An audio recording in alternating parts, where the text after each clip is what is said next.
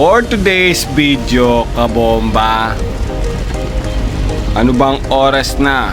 3 o'clock na madaling araw, mga kabomba. Tayo may rides ngayon, Lunes. So, babiyahe na si kabomba patungo sa meeting place ng mga tropang nagmumotor, no? So, biyahe na tayo, mga kabomba. Let's go!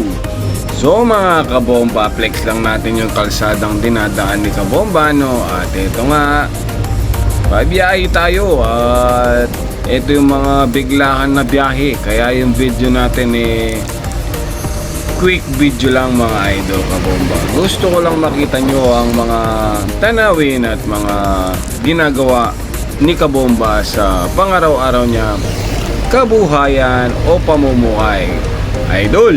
Siya nga pala, magbe-breakfast ride lang tayo. Katuan, yosi-yosi. Ayan, kwentuhan ng mga tropang bago natin, mga idol. At ito nga, nasa highway na tayo. Yan. Ang ganda pala ng tanawin pag ganitong oras, mga kabomba. At walang ganong sasakyan. Pero ingat din, minsan di natin maiwasan, may mga kamuting driver. So, babatiin muna natin yung mga supporters ni Sir Javier TV. Magandang umaga po sa atin, mga kabomba. So, ito na po tayo. Ayan, nagpagas at abante na, no?